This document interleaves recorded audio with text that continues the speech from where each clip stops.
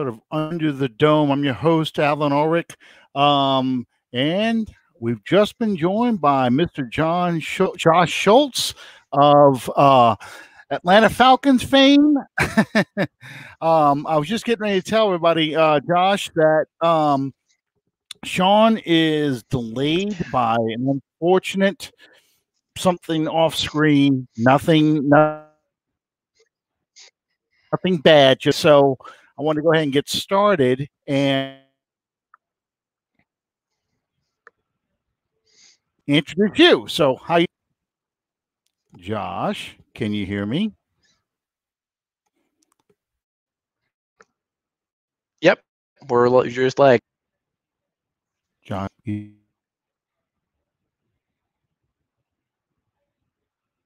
Okay. Josh. Yep. Can you hear me? I can hear you. Check. You can hear me? Okay. Yep, I can hear you. Can you hear me now? Okay. Yeah, so it might just be lagging a little bit. Oh, all good. All right. I was just checking my settings. Just everything was good. How you doing tonight, Josh? I'm good. How are you doing? All right. All right. Well, I'll wait till Sean comes in to talk about the Denver Broncos game, but let's just jump right in with the Falcons. Now, we played you guys 2 weeks ago. Y'all came off of a bye, and we all know what happened in that game. And the Las Vegas Raiders, you guys really took it to them. And this was a team that a week ago took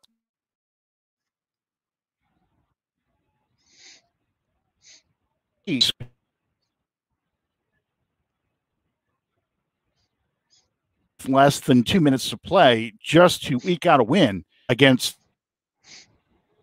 teams week.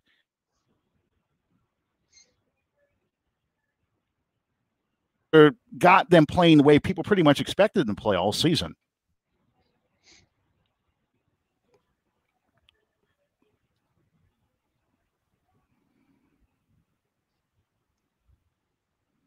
I think we're still cutting in and out. I heard most of that.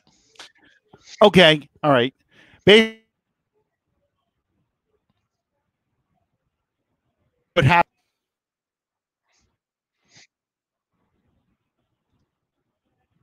Okay. Still lagging. I'm only catching bits and pieces of what you're saying. So I'm not sure if it's me or you. Okay. I know you're talking about the Raiders game.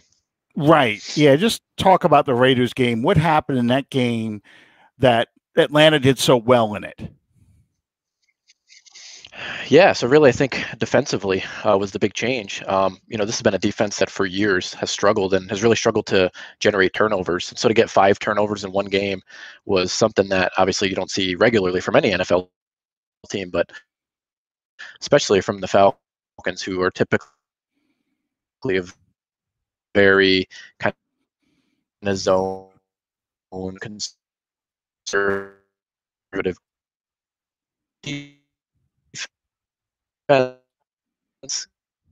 give up chunks of yardage, kind of protect the end zone. A bit more of consistency, a bit more less on defense, get the ball. So yeah.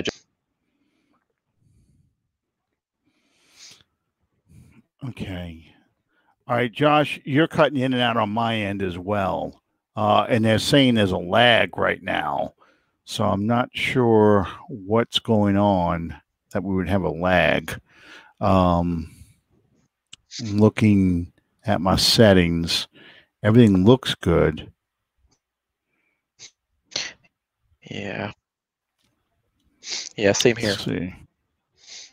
Okay. All right. My audio's good. Camera strong. General. I'm getting a good feed. I'm not sure why things.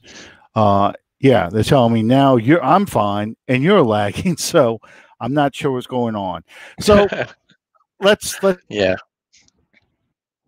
just keep going with. So basically, they got a lot of turnovers against the Raiders, and it also seems they've got on.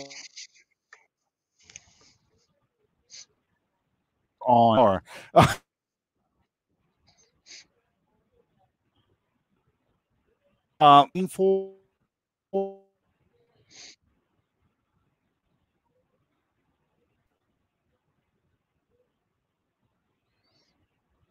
Yeah, I'm not getting you now. Frozen.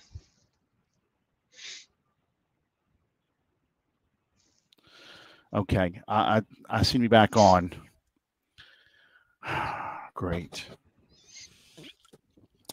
Okay. Always fun with the internet. Hey, you're still loading. Yeah. Yeah. All right. I think. Let's see, shut that off. Okay. I'm boosting it right now as best I can. I don't think I have a lot of kids. I got a lot of people in the house right now who are on the Wi-Fi, but I don't think that's the problem. Signal. Okay. All right. Let's try this again. Pressure on Derek Carr. How is that unexpected, or is this what they've been trying to do?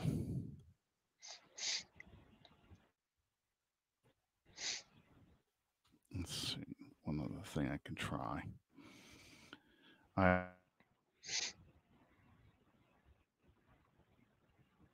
Here. I'm gonna go. I was going to say, it seemed that you guys got a lot of pressure on Derek Carr. What was the difference in that game compared to some of the other games that you guys have been playing where you've been trying to get pressure and haven't been able to get pressure? Yeah, so it's really interesting, and really it's kind of a cool story. So Jacob Tweedy-Mariner was a guy who's been on the practice squad for years. And so they finally called him up and gave him a chance to actually get some reps in. And he really showed up, played well, got a sack, recovered 2 fumbles. So he played really well, got consistent pressure. Stephen Means is another guy who's been more of a reserve defensive end, came in and got pressure on Derek Carr as well. So just kind of, it's interesting after the quarterback and putting pressure on Derek Carr was really the difference. It's different than when you had guys like Vic Beasley and Takk McKinley who didn't really seem that they cared to be there. They didn't play with much effort. They didn't play with much energy. And then you bring in these guys who are really just going for it. And that was kind of the difference, I think. And it's really cool to see that. I think it's been something that Falcons fans have been waiting a long time for, to finally have some defensive ends that play with some energy, because that was not something that Vic Beasley and Takk McKinley were known for, obviously. And that's why they're no longer with the team. Right. McKinley, I think, has been cut from the same team several times. He's been cut from you guys, and you go, I'm going to another room where maybe I don't have a dead spot, so excuse me while I walk. Okay. Yeah, this room is probably the strongest room in the house, so we'll go. I know, it's always a trick. It's always a trick to find a good spot. Yeah, I'm not sure why I was having the problems I was having, but this should be a lot better. Every so often I get a dead spot in my house, and I don't know why it happens, but it does. We'll close this Same door. thing here. Okay. This is what happens when you do live broadcasts too. You get to go on a little tour of my house, get to see things you don't normally see. All right. Okay, here we go. All right, I won't be as elevated as before, but that's okay. All right. This should be a lot better, everybody. I'm getting dogged, and you're getting dogged in the chat room right now. Okay. So going back to what we were talking about before. So those guys obviously didn't play in the first Saints game. So I expect these guys to play. Did they play a different kind of defense against the Saints than they played against the Raiders? Did you notice anything different? No, not really. I mean, maybe they were a little bit more aggressive against, against someone like Derek Carr, who's a little bit more of a pocket quarterback. It's a little bit hard to kind of play that style against, against the Saints when you have a quarterback that can really run, because you got to be really careful to contain the quarterback when you can move around so much. So I don't think it was too much of a different defense. Maybe they just were a little bit more aggressive, and maybe they played a little bit more contained against Taysom Hill. Right. Okay. All right. So, did you watch any of the Denver game, the Saints Denver game? Did you even get that broadcast, or did you get the? Did you get a different broadcast? Okay. All right. Yeah, so no, I didn't see it. Only I knew that the Broncos were playing a practice squad wide receiver return quarterback. Yeah, basically. And it came off pretty much like watching the second or third preseason game of a typical NFL season. I mean, the Broncos quarterback went 1 of 9 through, 2 interceptions, could have thrown 2 more. I think our players were more or less surprised how the ball was coming right to them. It was ugly. It was ugly. And I know Denver, they begged to have this game rescheduled at least to Monday night. And the league was adamant, telling them, no, this is basically your punishment because you didn't follow the protocols that we laid out. Meanwhile, the Ravens have now been rescheduled 3 times. They're now playing this Wednesday when they were supposed to play Thanksgiving night. So, when Sean gets on the air, we're going to talk about this too. The Saints have been penalized by the league for celebrating, the dancing in the locker room without masks. Now, we have only had 3 players test positive for COVID, and Teron Armstead's the latest. And he probably will not play this week either. He didn't play last week, and he's actually starting to show symptoms of of COVID right now. So we probably won't see him we definitely won't see him this coming week, but we may not even see him for the Eagles game the following week. But my basic point is we've had the least amount of COVID cases of teams that have tested positive compared to the Ravens, the Titans, the Patriots, and quite a few others.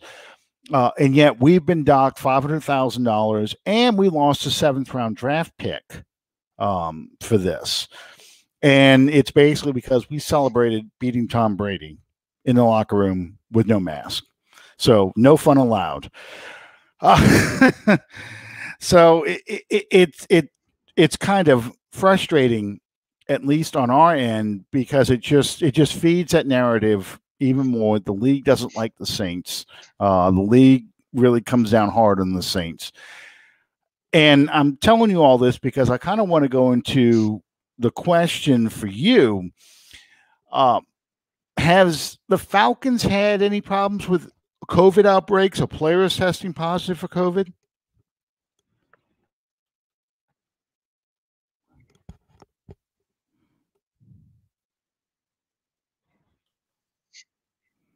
Okay, Josh, I don't know if you heard me on that one.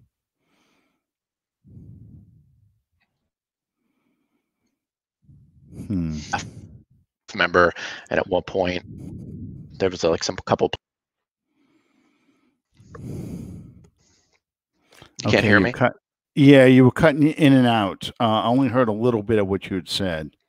I can hear you. And there he goes.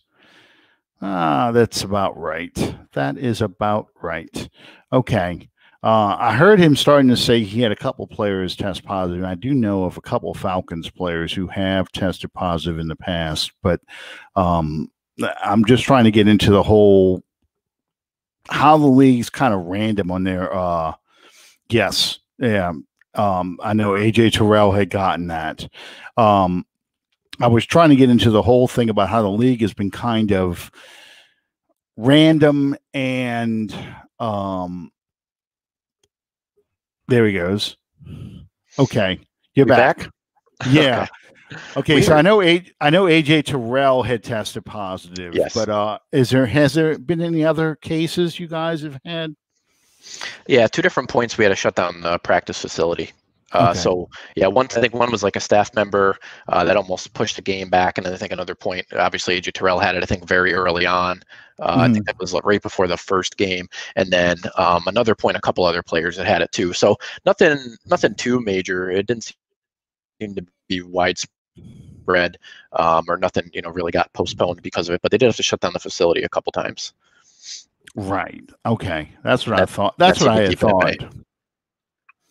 Okay. Yeah, we haven't even had anybody had to shut down the facility for anything. It's we've had, well, Toronto Arm says the latest, but we've also had Emmanuel Sanders test positive, but he got that from his wife. In fact, his wife came home and caught it. So Peyton knew exactly, and they isolated him immediately.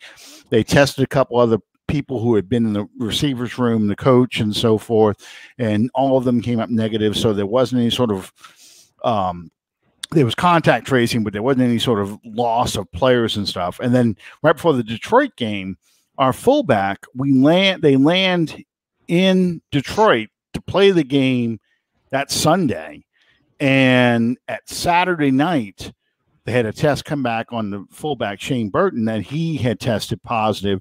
It turned out to be a false positive, but from 7 or 8 o'clock until 1 or 2 in the morning, they were running tests on him and things like that. And there was a lot, I don't know if the Falcons still have a fullback on their roster or not, but in the Saints offense, a fullback is kind of important. We still use them as a blocking back, as a receiver, as a third tight end occasionally. It's still heavily involved in our game plan. And so there was a lot of concern that, well, maybe we should push this game till after like 3 o'clock or maybe Sunday night or whatever, because these players have been up all night with the testing. No, the league was like, nope. We're going to play it at noon. Nothing's going on. Just, if you don't have your fullback, don't have your fullback. Your running backs were all in the same room with them. They all were up all night getting tested, but nope. Keep going. You got to play. So we've had our issues with COVID here. Yeah, it's not fun. And it's really hard to keep track of it, it feels like, with the test, because it could be like, well, you show up negative today, and then 2 days later, somebody shows up positive, but then maybe it's a false positive. And so then it's all this whole, we better test everybody and let's hold on. And it's really complicated when you have that many people, 53 guys plus coaching staff, and you're looking at like 100 plus people for a team, and it's complicated. It's hard to contain it. Exactly. I mean, and you have meetings, you have positional meetings. In the Saints case, these guys all flew on a plane together, so they were sitting near each other. So yeah, it's been an interesting season, to say the least. Yes. Okay, so the Falcons have fired their GM and their head coach. Thank God. And that was where I was going to take this now. Raheem Morris, the former Buccaneers coach, is the head coach or interim coach.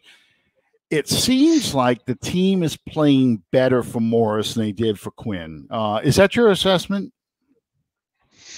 Yes. Yeah. I mean, I think they definitely have. They lost 2 games, one of which they really should have won, against the Lions. If Todd Gurley just falls down at the 1 yard line instead of stumbling into the end zone, they would have won that game. They would have been able to run out the clock. So realistically, you could look at it and say he's only had 1 true loss, as a coach since he stepped in. That was against the Saints, I guess. So what I've basically been telling people is I'm okay with Morris. Like if they were to come out tomorrow and say, hey, we're going to keep Raheem Morris for another year, I wouldn't be totally opposed to that with the way that they've been playing. I do have a couple concerns, though. The first concern and caveat would be they got to fire the offensive coordinator, Dirk Cutter. That has to be the first move. The offense has been mostly inconsistent and relatively terrible all year. This is a guy who likes to run the ball on 1st and 2nd down and leave you in 3rd and long, and then Matt Ryan holds the ball too long and gets sacked 9 times against the Saints. He's just not a very creative play caller. When you have guys like Julio Jones and Calvin Ridley and Todd Gurley and Hayden Hurst and a lot of good talent on an offense, and you struggle to score points, there's a problem. And I think everybody pretty much agrees at this point that Dirk is the root of the problem. Well, and I kind of got that. I follow the Falcoholic on Twitter. Yeah. And that's pretty much the gist I've been getting out of the Falcon fans is they didn't like Dirk Cutter the first time he was here. And yeah, exactly. bringing him back, you know, that's like for Saints fans, that's like bringing back Carl Smith, you know, Yeah. and saying, well, we got him better players, so he'll be a better play caller. No, he will not be a better play caller. He just finds new ways to squander talent. Exactly. So going forward, though, do you think that the Falcons need to blow up the team and start over again? Or do they try, like you said, you would be okay at Raheem Morris? You try and find somebody who can just better utilize the talent. Do you feel like there's a talent deficiency there? And so that's kind of the second point of, I guess, if you kept Raheem Morris, my other concern is, you know, the Falcons for a long time over the past few years, they've been a team that really, they're 0-5, they're 0-6, and that's like, wow, we remember how to play really well now. They kind of get a streak going, they win some games, and that's all fine. But then you play a team like the Saints, who are obviously a playoff caliber team, consistently good year after year, Super Bowl contender, and you barely show up and you get blown out. So there's still some concern there that, you know, yes, you could keep Raheem Morris and you could argue that, hey, they're playing better for him, they're playing harder for him.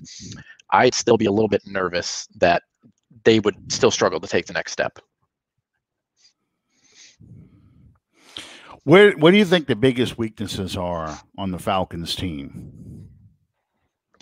Yeah, I mean, outside of the coaching staff, if you're talking about the roster, like I said, I think Dirk Cutter is the biggest focal point of weakness at this point. But I think if you look at the roster, I think defensively, in terms of the pass rush outside of the game against the Raiders, this is a team that hasn't had a good defensive end really since John Abraham. I mean, it's been years since they've had consistent pass rushers. They've never really been able to draft pass rushers really well, and that's why Thomas Dimitroff is no longer there. Obviously, picked Vic Beasley, who was mainly a bust. He had one good year.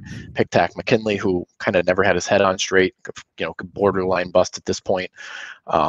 You know, struggled to pick defensive tackles outside of Grady Jarrett.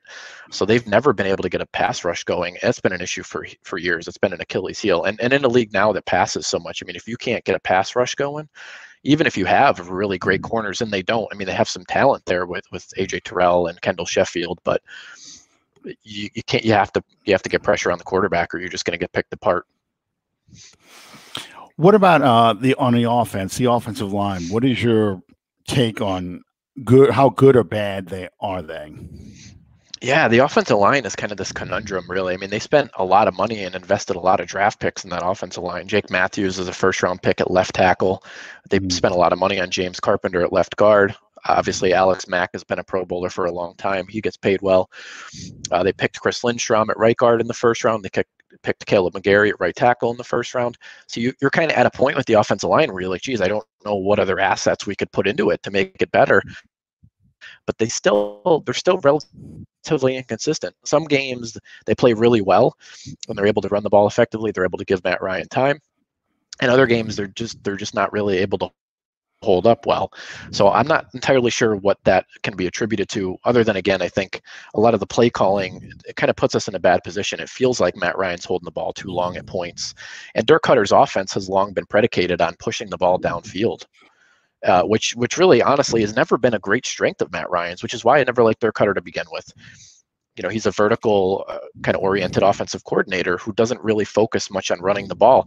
And if you think back to, 2016, when the Falcons went to the Super Bowl, they ran the ball well under Kyle Shanahan, working play action, moving Matt Ryan around. That worked much better than trying to throw the ball deep. And since then, it's been a struggle. And really, if you look at Matt Ryan's entire career, he's never had a good offensive coordinator outside of Kyle Shanahan. So you're talking about a quarterback at this point who you could say he's probably a borderline Hall of Fame talent. You know, you probably wouldn't get in if things were to end as they are today. If he wins the Super Bowl in 2016, he keeps playing for a few more years, he pads his numbers, you could make a case. But he's only ever had Kyle Shanahan as a good offensive coordinator. Outside of that, it's been Sarkisian, who was mainly a bust at coordinator. Obviously, Cutter twice, which has been awful. And then Mike Mularkey, who's not obviously a creative offensive play caller by any means. So, yeah, it feels like, again, it goes back to the play calling on offense. And the way that the offense is structured, I think, is really the core of the issue offensively, which is why I think they need a change. Well, and that leads to my next question. You've got Julio Jones on the team. You've got Calvin Ridley on the team. Both of those guys really are, or the league perception is, those are vertical threats. Um, Julio's got the size advantage, so he can do the shallow crosses and the things that Kyle Shanahan was doing with him. Hayden Hurst was added, and he's someone else they look at as more of a vertical kind of receiver. So, do you think that maybe they were getting this talent, or at least Dimitrov was getting this talent with the idea we are going to play the vertical game? And if that's the case, do you think maybe they need to, I don't know, move some of these assets to try and get more of a horizontal game, play action, running back oriented game again? I hope you got all that, because that's a long-winded question. Yeah, I did. Yeah. So if they're investing that much, yeah, if they're investing that much in the offensive line, I mean, you could make the argument, well, they're trying to build that vertical game. I mean, but I think at this point in Matt Ryan's career, you have to look at it as he's never been the guy to push the ball downfield anyways. He's done it in spurts. But you're getting closer towards the end of his career at this point. Obviously, his arm strength's not improving at this point. So you could really use his talent much better to read defenses. He's always been a guy that's been comfortable running play action, and they don't seem to do much of that anymore. You know, he loves doing play action skinny post, work in the middle of the field. Obviously, he had Tony Gonzalez for a long time, hitting Julio across the middle, Roddy White. That seemed to work much better for him. And really, you know, when Shanahan came in, he didn't like the offense initially. He was kind of like, you know, I'm kind of struggling to run this offense and play action. And as he did it for a year, it really kind of clicked for him. And then that second year obviously took him to the Super Bowl. And that, you know, even that year, when you look at it, he was able to push the ball downfield at times. But it has to be set up by the play action, by the run game. It's not something where that can be your primary focus. And I think that's kind of where it went wrong. Yeah, and I totally agree with that, because it seems to be in 2016 what I feared more than Julio and the receivers was the tandem of running backs. You had Freeman, and I think Coven was the other one, and it was kind of a thunder and lightning kind of tandem. They could run inside and outside on you all day. So your safety walks up to try and help out on the run, and suddenly now they're going over the top. And it seems like they've gotten away from that. Colvin was sent packing shortly after Shanahan left, and then they let Freeman go last year, after last season. And you brought in Todd Gurley.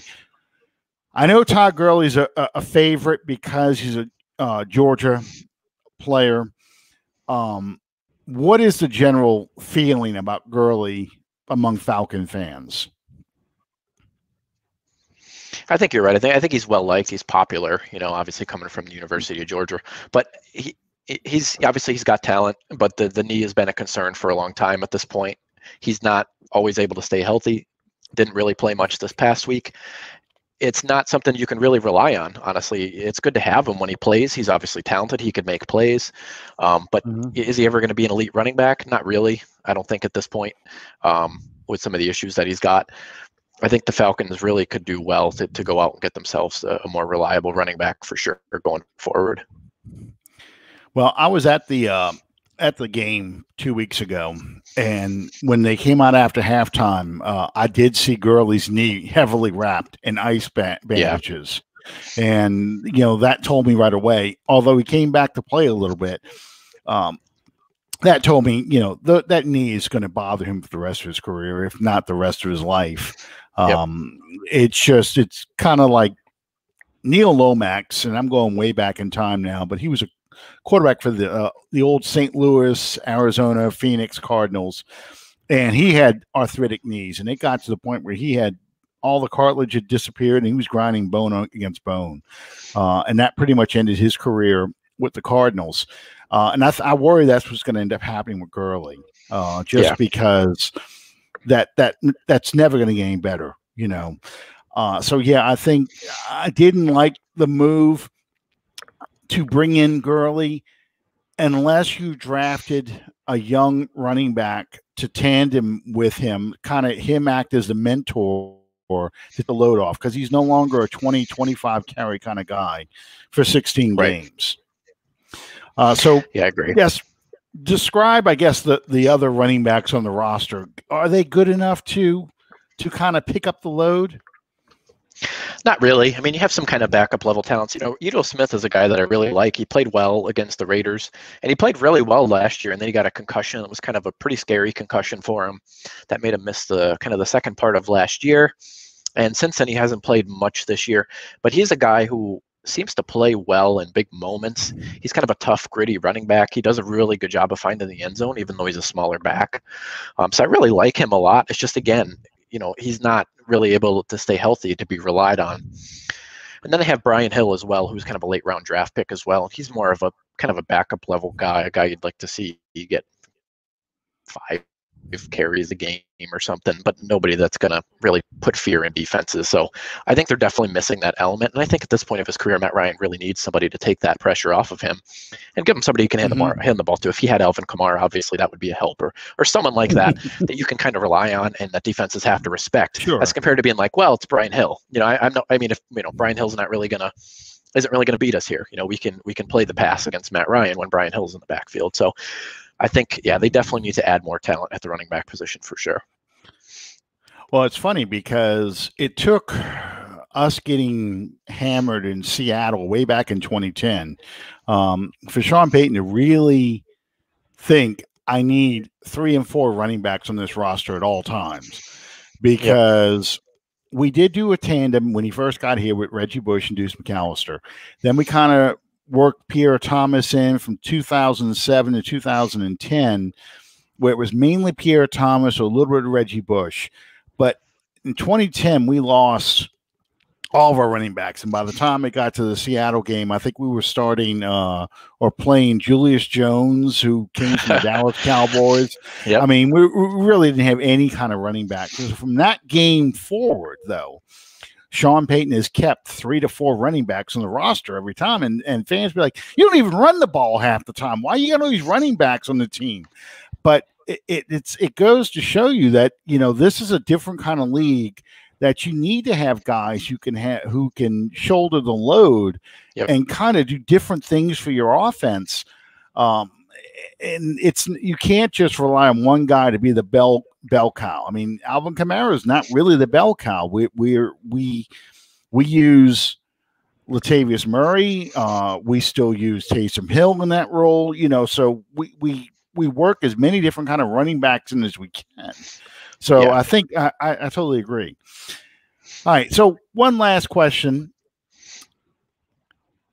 I'm trying to figure out the best way to phrase this. Cameron Jordan has said on the NFL Top 100, Matt Ryan has been very good to him. Cameron Jordan has sacked Matt Ryan 21 times over his career since the two have been together. Why do you think? And Cameron Jordan has kind of had struggled a bit this season until this Falcons game. What is it about the Falcons and Matt Ryan that really feeds Cameron Jordan's sack total? And how do Falcon fans feel about Cameron Jordan? I don't think anybody likes him very much, you know. I don't know. It's interesting. I don't know what it is specifically about, you know, he just comes to play against us, or for whatever reason, he, you know, obviously plays us twice a year. So, you know, he knows the scheme really well. He knows the blocking schemes. He knows the players we have. He knows how to beat their blocks. Maybe just attributed to that. But yeah, obviously Falcons fans don't care for him very much. But he's a guy who's been around for a while. He feels like he's been around for ever at this point. And he's always been consistently good against the Falcons, you know, whether it be sacking Matt Ryan, stopping the run. He's always been a difference maker for you guys when it comes to playing us for whatever reason. It just makes him motivated. I don't know. Well, we talk about this a lot. We go through a list of players who we call Saints killers on each franchise. And we say, okay, when Joey Galloway was playing for the Tampa Bay Buccaneers, he always had his best games against the Saints. Steve Smith with the Carolina Panthers. Yeah. He always killed us, and so we would find different players and say, okay, this guy's a Saints killer. This guy's a Saints killer. There's been several Falcons over the years, going way back.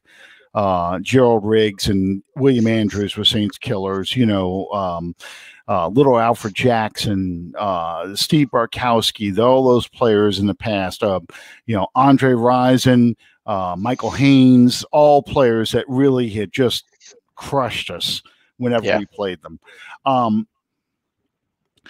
Who would you list as probably Falcon killers on the Saints outside of Cameron Jordan? Yeah, I mean,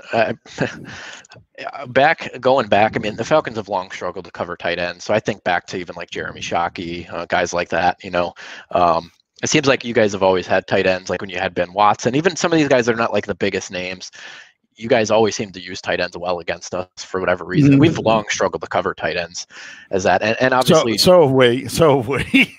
Yeah, it's a struggle for sure. So I feel like you guys always use your tight ends well against us. Josh Hill, I think, has even had a couple of good games. Obviously, the obvious answer is Drew Brees has played like phenomenally against Atlanta for years, and he plays phenomenally against most teams anyway. Mm-hmm. But I mean, every time you're playing him, you're just like, Jesus, like this guy, like it. It doesn't end, it's just like an onslaught of passes, and especially against typically a Falcons cover 2 kind of conservative defense. He's just put up numbers against the Falcons. I mean, there was a couple good games in there. I think they ended his touchdown streak like 5 years ago. So there's been a game here or there where they've played him really well, but for the most part, I mean, Drew Brees has really really racked up some numbers against the Falcons defense for sure. So that's definitely the number one that I think of. And you mentioned a running back earlier, and now his name's slipping my mind. His name is slipping my mind now. Who was one of your running backs that you guys had back then? You were talking about back when you had Deuce McAllister and Pierre Thomas or Reggie Bush. Yes, Pierre Thomas. Pierre Thomas was definitely a Falcons killer. Definitely. Yeah. Not that he was the greatest running back ever or anything, but that guy was just always effective against us, and not even just in terms of running the ball, but catching the ball too. Always just great at that. The Saints fans have renamed the screen pass the Pierre Thomas play because he would be so good at it. And it's fitting that the first touchdown in Super Bowl 44 that the Saints scored was a screen pass to Pierre Thomas. Yep. And it just, as soon as he caught it, people were like already going, touchdown, because you just know. And that's why he was so beloved by us, because he had, and there's Sean. He'd have the ability to slide off of hits and slide off of tackles and just really, it was amazing to watch him fall forward and make the plays. And ironically, for Saints fans, they point to certain playoff losses in 2011, 2010. Pierre Thomas gets knocked out of the game, and that cripples the offense. So I can totally see that with the Falcons. He was always a special player. He was good at everything. Yeah, he was good at everything. He ran the ball well. He caught the ball well. He could block for Drew Brees. He did everything well. He was definitely a pain to face every time. That's definitely one that stands out. Well, Sean, we've been talking about the Falcons, kind of getting a thumbnail sketch on their strengths and weaknesses, and we talked a little bit about that's when you came in, about Falcon killers and Saints killers. Who on the Saints team have been Falcon killers? One player you didn't mention, but you were talking about tight ends, Jimmy Graham. Yes, that was obvious. They had to change the rule about dunking on the goalpost because against the Falcons, and I still love this clip because of what they showed afterwards. Jimmy Graham hung on the goalpost, so he bent it. So you had 3 guys come out there with a ladder and a measuring level, to make sure to see if we can get it balanced, and it still wasn't balanced. I mean, it's pretty bad, but they just tried to get it done as best they could. So, and considering the way things normally work with Saints, Jimmy Graham was another one, just brutal. It was ironic that the game didn't come down to a field goal that was affected by the weird angle that Jimmy Graham put him on. Yeah, exactly. Well, somebody posted, we've only played the Falcons one time in the postseason, because I posted in the tease for the show tonight. We don't talk about that game. Yeah, we don't. But the Falcons have a 53-50 advantage right now. This will be the 104th meeting, and even though the NFC West was created in 1970 with the AFL-NFL merger, we got to play the Falcons at least once a year from 67 to 70, even though we weren't in the same division, just because there were so few NFL teams. So we have played the Falcons prior to the forming of the NFC West, and we were divisional rivals. But the 53, the reason why it's an odd number is that playoff game. So it is strange that as the success that both of these franchises have had since 2000, because, I know you guys went to the Super Bowl in 1998 with Dan Reeves, but really you guys have been on outside of the coach who will not be named, and then the Michael Vick debacle. Right. You guys have really kind of been a good, consistent franchise with a lot of talent since Matt Ryan has been there, and yet neither of our teams have ever met in the playoffs. Yeah, that is interesting. And I know you were talking too, or you were asking earlier, like, should the Falcons kind of blow it up and try to start from scratch? And it's going to be interesting to see what direction they go. I think it's really going to depend on what GM that they end up picking will kind of determine that. I was really surprised when Arthur Blank did his press conference, the owner, and he kind of left that door open. He was basically like, well, it's going to be up to the new GM. Nobody's going to, we're not going to tell them that they have to keep anyone.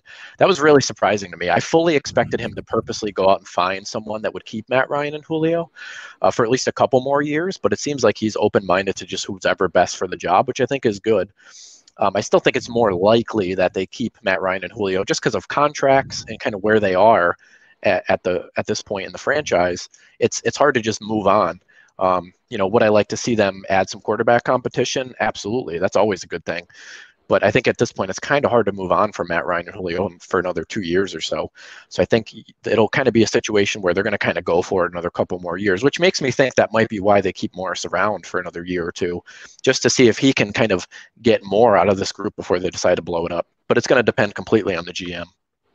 Well, I know Eric Bieniemy is a hot name among a lot of clubs that are going to be looking for new coaches. Houston, the Jets, Jaguars, Detroit. And I know Falcon fans have talked a lot about that because of Julio and Calvin and Matt Ryan. Some of them are crazy. They think they can tank for Trevor and get Trevor Lawrence out of Clemson, but I think he's going to end up being cursed by going to the Jets. So I guess my question is, what kind of GM would you like to see? Is there a name or is there a person you'd like to see come in to kind of get this team to play their potential? Yeah, so they've been looking at a couple different names. The two biggest ones that have stood out to me so far, one of which I don't like much and the other which I do like. So Reggie McKenzie is probably the one I don't like that much. Not that he didn't have some success in Oakland. I guess if you look back on it, some of his picks went well, but Oakland wasn't really in a great spot. They did turn around from where they were for sure, but I never looked at them and felt like they were really drafting all that great. Or that they were really a true Super Bowl contender. They've definitely made some improvements. They picked Amari Cooper, they picked Derek Carr, they picked Khalil Mack and then traded him. So I don't know.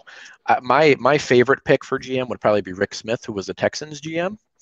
That's a guy who definitely has a really good track record with drafting and drafting defensive players that we need, right? He drafted J.J. Watt. He drafted Whitney Merciless, good pass rushers, Deshaun Watson, DeAndre Hopkins. That's a guy who knows how to pick players. The Texans were really, really good there for a little while. before obviously Bill O'Brien came in and decided to blow everything up and trade DeAndre Hopkins, which might be the worst trade in NFL history. So yes, awful. So yeah, he's a guy that kind of got outed from Houston, but really did a really good job and had them in the playoffs every year.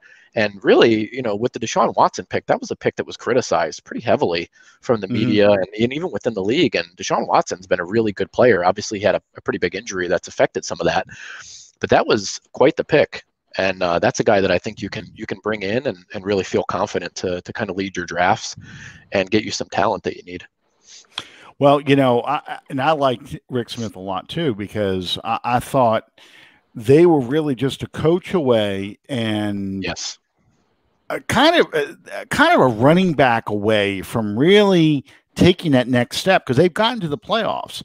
But then they fell in love with the New England machine. And as you see in Detroit and any team that Cleveland and now Houston, any team that's tried to touch the Patriots machine and doesn't take Bill Belichick, you're dooming your franchise, because none of those guys know the secret. Only Bill Belichick knows the secret. Exactly. He truly is a Dark Lord of the Sith, and his apprentices do not learn anything from him. So I'm always like, don't ever take anybody from the Belichick coaching tree. Take it from the Parcells coaching tree, but not the Belichick coaching tree. Sean, do you have any questions for Josh? I've been kind of going on and on while we're waiting for you to show up. How's that little one doing? Good. Keeping us busy. Life is every day's blend together. That's what it feels like as a parent. So yeah. And you just think you've only got 40 or 50 more years of that. That's it. It only gets easier, right? I suppose. Yeah, that's it. They're doing good. Well, I did want to ask Josh, it looked like the hand of doom had embraced Atlanta for the biggest part of this season. And then, and you guys may have already addressed this, but last Sunday you're playing what seems to be a playoff-worthy team in the Raiders, and you just skull drug them. Does that look to you like something positive to build on, or just a bright spot going down towards the end of the season? Yeah, and that's why I kind of said this to Alan earlier, and it's like I feel like the Falcons are kind of this franchise that plays well when it doesn't matter, right? And they did the same thing last year, right? They started off terrible, and then they won a bunch of games at the end of the year, and then they kept Dan Quinn and Thomas Dimitroff for like, cool, well, we kind of blame it on the injuries, and we got healthy, and the coordinator settled in, and blah, blah, blah, and all these just terrible excuses, honestly. And then, 2 weeks before you play or a week before you play the Raiders, you play the Saints, and you look terrible. And that's to me, and it's not that the Raiders aren't a good team, that they're kind of right on the cusp of the playoffs. They obviously played the Chiefs well the week before, but they're not the Saints. The Saints are a continuous, every year they're in the playoffs. Every year they're a Super Bowl contender. If, that's where you want to go, then you've got to show up and play well against them to really let us know that you're going in the right direction. So I think this game in particular might be kind of a pivotal point to determine whether they're going to keep Morris or not. If he can come out and play, maybe he doesn't win, obviously, but even if they just play really competitively and it's a close game and it's back and forth, you can make the argument like, okay, I can kind of get on board with this now. And again, my big caveat is just, again, they just need to get a better offensive coordinator to go along with him if they want to go that route. Yeah, you and I were talking this morning about that.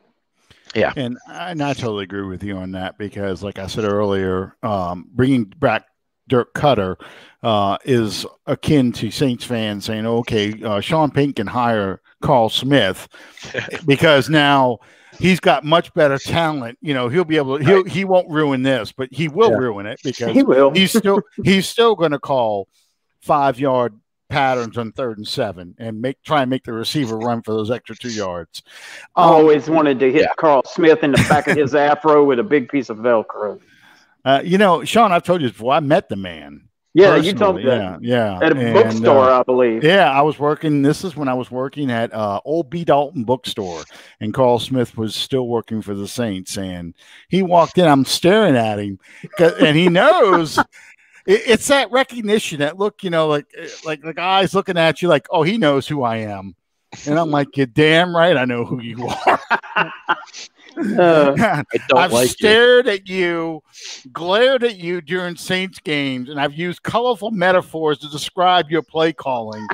So now I'm going to act civilized and actually talk to you. But yeah, I'm just looking at him like, that's Carl fucking Smith in this building with me right now. And I'm an employee, so I really can't make a scene or anything. Or really, so I was nice to him. You could make a scene, but you better be totally committed to that idea, though. Yeah, no. The only question, and I'm all of 22 years old, 21 years old, whatever, however old I was at that time. I just basically said, why don't you throw the ball past the sticks down? Yeah. I'm like, why do you all consistently run and he was blaming the receivers. And I'm just like, and implying basically we need to get better receivers. And I'm like, you've been there it's now 1991, 92. I'm like, you've been there for a good 5-7 years. I would think you could get new receivers by now. But, I didn't say it like that to him. I'm just like, why don't we have better receivers than just Eric Martin? That kind of thing. So anyway, that was my one time I could actually sit and talk to a coach. If I talked to Sean Payton, he would tell me to worry about my friggin' books. But that Carl Smith is just, he actually sat and talked to me. So I do have a little respect for the man that he was able to sit there and know that a fan is talking to him and still not say, you're just a kid working in a bookstore here. Why are you questioning someone like me? So I appreciated that. All right. So my next question for Josh is Taysom Hill. Last week, because it was basically a preseason kind of game, we really didn't do anything with Taysom Hill as far as passing. In fact, he didn't even look very good passing the few passing plays we called. We just basically ran the ball because the attitude was the only way Denver is going to score, and was the only way that they did score, is we have to make a mistake, turn the ball over. They get the ball in pretty good field position. They can at least kick a field goal. So we're just going to protect the ball. We're going to run it down your throat and let our defense and special teams win this game, because they're not going to be able to start a long drive against us. They just can't. And that proved out to be the case. I would, before you get to your question, I wasn't here for the discussion of the Denver game. Well, we didn't really talk about it yet. I was waiting for you to show up. I was, I'm not going to say embarrassed. I think that them actually going through with that was a travesty. It was just the NFL trying to make an example out of Denver. That kid, according to Vic Fangio, that guy had 3 or 4 hours to prepare for that game. That's not only careless, but that's on the cusp of putting that young man in a lot of danger, going up against what everyone is talking about as one of the best defenses in this league. You're really putting him out there in harm's way to put him in a position like that. That's why I quoted in my review of the game. I quoted Ivan Drago from Rocky IV. If he dies, he dies, because that was basically the league's attitude about that. I mean, it was sad and it was unfortunate. I get why they did it. Because Denver did not follow protocol and they wanted to make a point. And but even if you want to make a point, I don't see the need to put that kid in harm's way like that. Well, and they only threw 9 passes, so he knew. And they were just going to run the ball. They ran the Wildcat. He wasn't even out there. I think he had the majority of the snaps, but that was really because the running back, not the Lindsey, thank you. I kept wanting to call him Finley, and I knew that wasn't right. But Lindsey got hurt, so that was their primary running back they were going to run the Wildcat with. But I guess the question I was get to with Josh. So the week before, though, the Denver game, Hill looked like an NFL quarterback. He completed 18 of 23 passes. He threw basically 2 punt-looking passes as deep balls. It really looked like Atlanta was really surprised that the Saints didn't run basically the Wildcat RPO plays every down with Hill. How do you think they attack Hill this week? Yeah, it's tough, and I know because you went to that game, and I commented on your post, and I was like, I'm sure Taysom Hill will have 300 yards against the Falcons defense because everybody does. You know? So I saw that. I laughed. That's what it feels like. And he was close. I think he was close, right? So yeah, I mean, I would have expected them to obviously run more and pass less, but that's why Sean Payton is one of the best coaches in the NFL, because he does what you don't think he's going to do. He's going to keep it interesting. He's going to keep it diverse like that. He's not going to kind of photograph what he's going to do to you. It's not that easy. And I think the Falcons went into it thinking, hey, let's just stop the run first. That seems like common sense. Let's force him to beat us with his arm. And I think that's fair. Like, obviously, you don't expect Taysom Hill to be kind of a great passing quarterback at this point, but he's been in that Saints offense for a few years now. He obviously has worked with Drew Brees closely. He throws the ball a lot of practice. So it's not like he's terrible at it. So now you've kind of got to look at it and say we have to respect that a little bit more, right? So we've got to make sure that we're a little bit better in pass coverage, obviously, not just completely focused on stopping the run at this point, because he can beat you with his arm, and that's something you definitely have to respect at this point. Absolutely. I completely agree. Well, I don't think that they considered Taysom a threat in their game planning for that last game. But like you just alluded to, I mean, the guy's been there for Alan, 4 or 5 years now. It's since 2017. So this will be his 4th season with the Saints, but 3 years essentially. Yeah. And he has absolutely been working in that quarterback room and working with Breeze and working with that coaching staff. Yeah.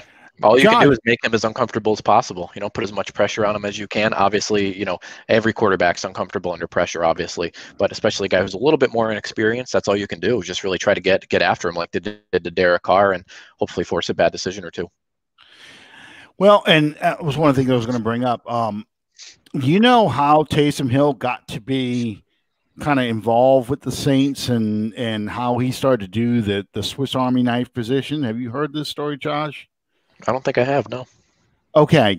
So Mike Westhoff was his kind of a special teams guru. He's been around the league for a long, long time. I believe he had cancer at one point, and he retired from the NFL. He recovered from the cancer. He now walks with a cane and so forth. But Sean Payton in 2016 said, my special teams are a complete disaster. I need somebody to come in and straighten this out. I got a kicker who's got a great leg, incredible accuracy. He's had 3 kicks blocked. I can't get a return game going. I can't find a returner. I need somebody to come in here and straighten all this out. So Westhoff says, man, I'm retired. I've had these health issues. I walk with a cane. Sean's like, I don't give a shit. You got to come over here. I'll pay you whatever you want. You got to come over here and straighten out my special teams. So he comes over. Peyton is looking at film footage on a receiver who the Packers are going to cut in the final cut down of the preseason. And he's looking at stuff. He's looking at this guy, and Taysom Hill is the quarterback for the Packers at the time. And in the preseason footage he's looking at, and he kept looking at this quarterback going, I like this kid. I like what he's doing. I like the things he's doing. If he gets released or gets put on the practice squad, we're going to go get this guy. And sure enough, about midway through the 2017 season, he gets released. McCarthy, who was head coach of the Packers at the time, was planning on putting him on the practice squad. Well, the Saints pounced on him and bring him in. Westhoff sees a naked Taysom Hill walking through from the showers to the locker room and says, who is that Hercules-looking motherfucker? and Sean's like, who? He says, him. And he goes, oh, Hill, that's a backup quarterback we picked up. We're going to work with him a little bit. He says, I want him. Now, he sounds like the old man from, Family Guy. You look real nice. But in this case, he's like, no, I got to have him on special teams. You've got to give him to me. So Sean's like, okay, so we'll put him on special teams. Well, in that Washington game is the first time he plays on special teams. And I see a number 7 make a tackle. And from that point on, the role started to increase. He's leading the special teams in tackles. He runs a 4.4 40. He does all these things, and Sean's just like, man, this guy is awesome. I need him in my offense. And Westall's like, you can't have him. I need him on special teams. So they have this argument about it, and that's kind of how he's kind of grown since then. And there's a reporter on YouTube who does a story about this. I'm kind of giving you the Cliff Notes version, but she talks about where Taysom Hill came from and how he expanded in this offense. And basically he's kind of worked his way into, hey, maybe we can try him at receiver. Hey, he catches the ball pretty good. We'll try him at returner. He runs a 4.4. Hey, he returns pretty well. So, the Saints special teams have gotten better. Westhoff is gone now, but the special teams have gotten better since Taysom Hill's been a part of it. He's blocked punts. He's done all kinds of things. So it's a fascinating story to see how this guy has just sort of been uncovered by the team. And now, the question is he going to be the future as a quarterback? I don't know if we're ever going to really know this until Breeze is gone. Because we're not going. Some people are saying that this is an audition for Peyton to be for Peyton to see if Hill is the future. I don't think that's the case. I think Peyton is going to tell Hill, this is what you got to do so we can win a ball game. Yeah. Until Breeze comes back, and that's kind of how you have to look at these games. I don't think Hill is going to do anything. Well, I think he's going to play differently, obviously, than he did against Denver, but I don't think he's going to do anything to put the game at risk because we now have the number 1 rated defense. Right. So I think this game will probably be more of a defensive struggle than the first game. I don't know if you can see it that way. Taysom's definitely, he's a great athlete. And I think, let's be honest, he plays in a Sean Payton offense. Sean Payton's a great coach. He's going to put him in a position to succeed and do well. He's not going to ask him to do things he's not comfortable at. He's not going to ask him to, to be something he's not. And so, let him do what he's good at. I'm sure that they work in practice on certain throws and certain situations and certain plays. And that's what they're going to let him run and let him be comfortable moving around. He's going to run some stuff. He's probably going to move around the pocket a bit. And just see what happens. And yeah, I think the approach is just, hey, let's just let him. If he can go out and win games, okay, well, that kind of answers some of our question of whether or not he can be part of the future. I think a lot of people were surprised when they went with him over Jameis, and I really wasn't that surprised, honestly. He's been there longer. I wasn't either. It feels like that. It feels like a Saints move to me. Like, hey, he's been here. He knows the offense. He's talented. He's a great athlete. He's done a lot of good things for us. He's earned the opportunity. It's not like Jameis Winston was some superstar or anything. He struggled quite a bit. So, Taysom Hill's been here working hard and done a lot of good things. Let's give him a shot. And he's done really good so far. I think one of the things that people forget is, we made the move to bring in Teddy Bridgewater in 2018. Yep. So he had an entire year of being with the club, then going through the offseason before he started those 5 games in 2019. Hill hasn't had, Winston hasn't had that opportunity yet. He's only been here, I guess, 4 months now. He came, right. Yeah. He hasn't had the OTAs. He hasn't had the practices where they really can sit there and work with him, because once you're in the regular season, who's ever the number 1 quarterback, he takes the bulk of the snaps. Yeah. So I agree with you. That's why I was not surprised to see Hill be the starter. That doesn't mean there's not a place for Winston to come into a game. Sure. He came in when Breeze was injured. against Tampa, finished that game out, although they played Hill a lot. But I think it's because the game plan was designed around Hill. You're playing a receiver. You're playing a tight end. You're playing a fullback and a running back. You're not playing quarterback. We can't take you out of the game plan to play quarterback because Breeze is out. We'll play Winston so you can keep doing the things that you do well. Whereas now, go ahead. Yeah, it's a league now, right? Where, I mean, obviously there's a lot more creativity on offenses. You see teams like this all the time with quarterbacks that are now more athletic than ever before. They move around more. They run plays. You know, you got RPOs, you got options, you got all these different things you can do now. Obviously, Taysom Hill's not going to be Drew Brees, and nobody expects him to be. That's not realistic. But he can kind of put a new element on your offense that you've never really had before, and that's kind of fun in and of itself. Absolutely. And so I kind of expect to see a little some growth from Hill. I expect to see better passing, obviously, but I'm curious to see how Atlanta treats him in this game. If they decide to go after him, or they're just going to sit back in the zone and say, you know what, we're going to play the run still. But if Hill's going to try and throw the ball, we're going to sit in the zones and try and take away anything, nothing deep, nothing cheap, make him work for stuff and see how accurate he can be and see if we can get a couple of turnovers. I mean, they came close.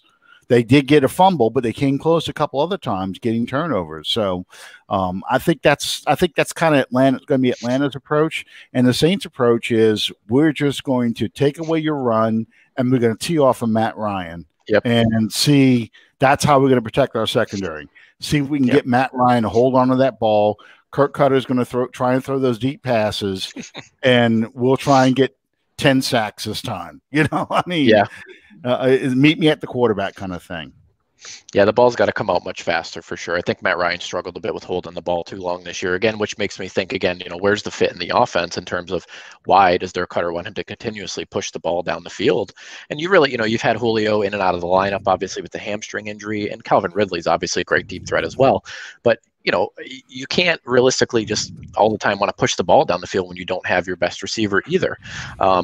So you've got to do a better job of being more creative. And I think he just hasn't done that, which makes me, you know, pretty nervous. And you've got to run the ball well against the Saints defense. I mean, you just have to. You cannot just drop back 40 times. It's not going to work. Well, and that's part of the reason why the Saints have had so much success over the past, 4 seasons now, 54 games of holding individual rushers under 100 yards is because they make teams give up on it early and say, okay, we're going to try and beat you by passing the ball. And some teams are successful. Aaron Rodgers was successful doing it. But, you know, for the most part, especially since now we have Quan Alexander at linebacker, frees up to Mario Davis. We have Marcus Davenport now in the lineup. He is helping, you know, he ties up more blockers, so it allows players like Trey Hendrickson and David Onyemata to come in and start really creating a lot of havoc inside. There's a lot going on now. You know, it seems to me that a lot of talent is feeding off of each other, and that just makes it that much harder for a guy like Matt Ryan and a coordinator that wants to throw the deep ball.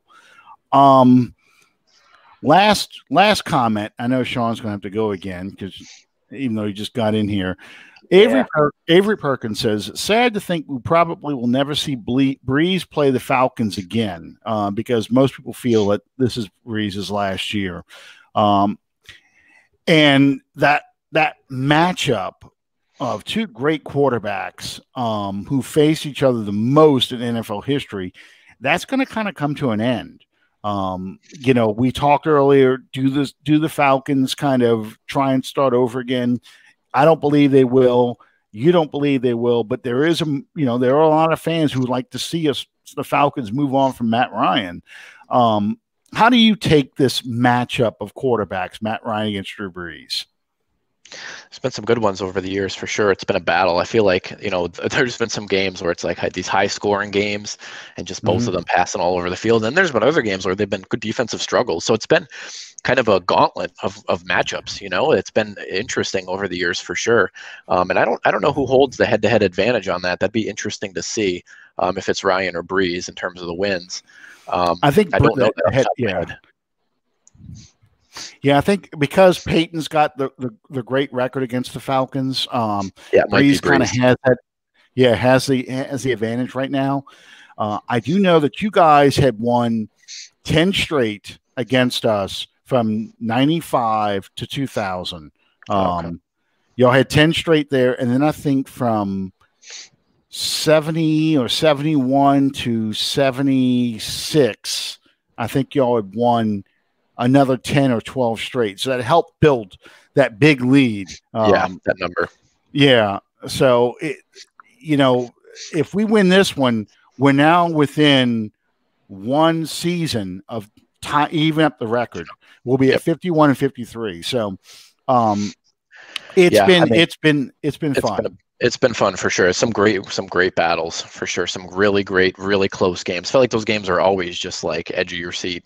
And obviously Drew Brees is going to the Hall of Fame, one of the greatest quarterbacks to ever play. And I mean, I'm curious to hear what you guys think. I mean, at this point in his career, do you guys feel that Matt Ryan is a Hall of Famer, or is he close, or kind of where does he stand in your book? Obviously he's a little younger than Brees, so it's a little bit of a different situation, but just kind of your thoughts on that. I'm curious. Sean, do you have anything that you want to say?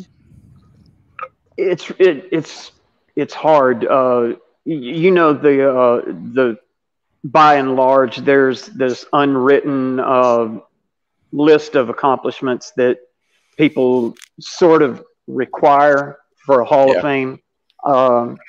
Matt Ryan's been to a Super Bowl, but he hasn't won one. He's been the league MVP, though. Do I think that he's played well enough to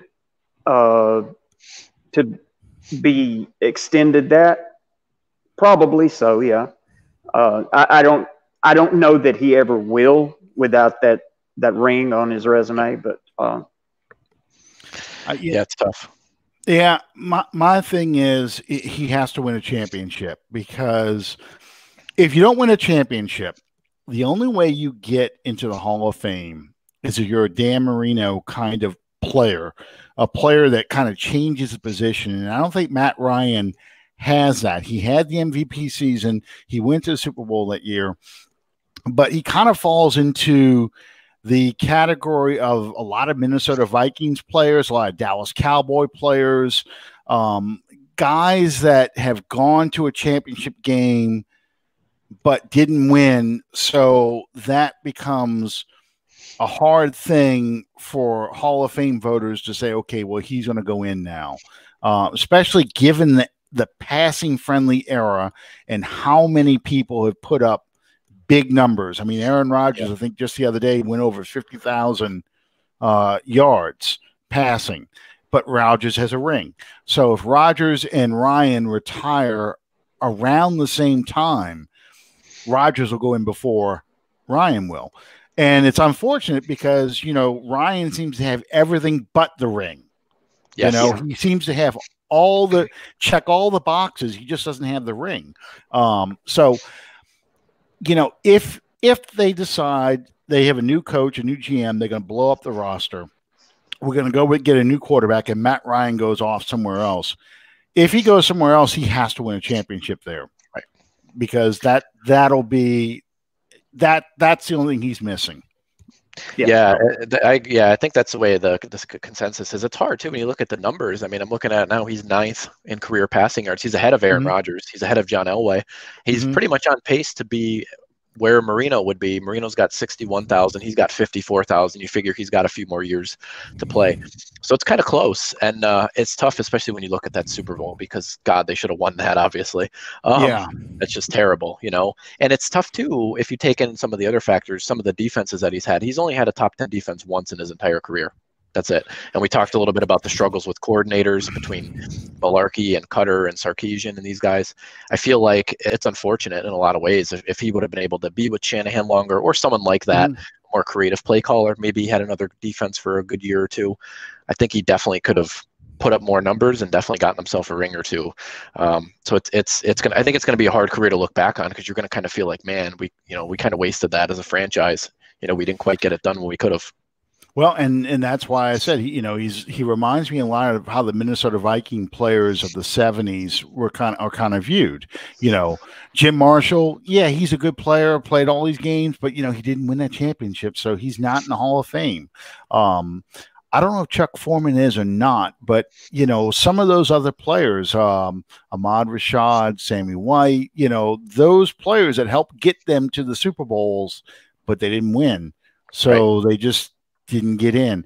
And like I said, when you play in an era like today where you have so many quarterbacks who seem to be putting up these epic numbers. I mean, look at Justin Herbert is coming in. I think Justin Herbert's going to be the NFL Rookie of the Year, Offensive Player of the Year. And he's already putting these numbers up. Patrick Mahomes is the first one to get to, I don't know, 100 touchdowns, and only his third season as a starter, so he's going to have a lot of competition, so people can say the buts. All right, Sean, I know you got to go. We kind of went over time a little bit. I appreciate. Of course, my friend Avery put it up. Breeze leads 14-10. Yeah, I figured it was something like that. Yeah, that's pretty good. Yeah, it's been, it's a little bit above even, but yeah, there's been some great matchups over the year. That I won't miss playing against Drew Brees, obviously. That's for sure, because that was terrible. But yeah, I know quite a few Buck and Panther fans who agree with you on that. Yeah. Josh, thank you for joining us. You got a big game this weekend. I know you're going to enjoy watching. Alabama plays LSU. Yes. I think they're a 28-point favorite. I'm wondering if they hit the 60 mark. I mean, it's really going to be ugly. Yeah. Oh, and by the way, congratulations to your Raging Cajuns. Hey, they got to play. We have to play our nemesis this weekend, though. Our nemesis is Appalachian State. They've beaten us every year and prevented us from winning we've won the Sun Belt West title. We've never won the Sun Belt title because of Appalachian State. So, and it's going to be a lot of snow, I think, because it's up. We play in their stadium.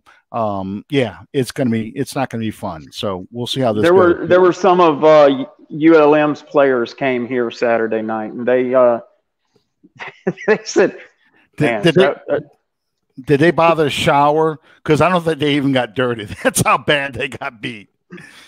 It was only 70-20. Oh, yeah. Well, I mean, that's it. His alma mater came to my hometown and played the local university this past Saturday, and the final score was 70-20.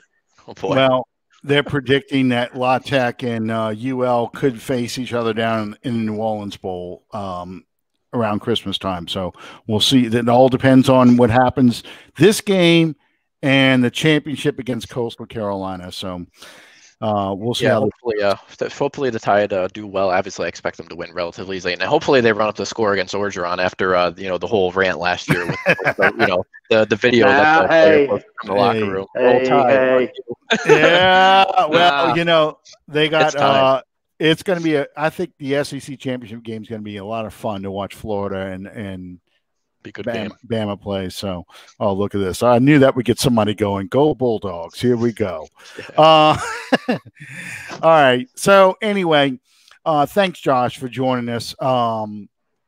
And I would say good luck, but I don't want you to win this weekend. We need this one. It's hard for me because really, if the Falcons lose, we get a better draft pick. I know I hate to be that guy, but it's like really, I mean, technically they could still make the playoffs. They have to win out. It's going to be really hard to do. So I'm on the fence. I don't know. Well, and again, I'm kind of on the fence about Morris. And it's like, if we win this game, you might be much more likely to see Morris stay. So it's going to be interesting to see kind of how everything goes. So I don't know. Hey, we've only played Morris one time, and I kind of liked the way it went. So yeah, I did. Well, we got y'all got 2 games coming up against Tampa Bay, and I would really appreciate. Hopefully, we win one of those both times because nice. Right. Exactly. All right. Thank you guys for joining us. Thank you, Josh, for being on the show. And we'll see you next time. Thank you, brother. The Dome. Thank you, Sean. Yep. Talk Good to you night, guys soon. everybody. Take care. Bye. Alrighty. Bye.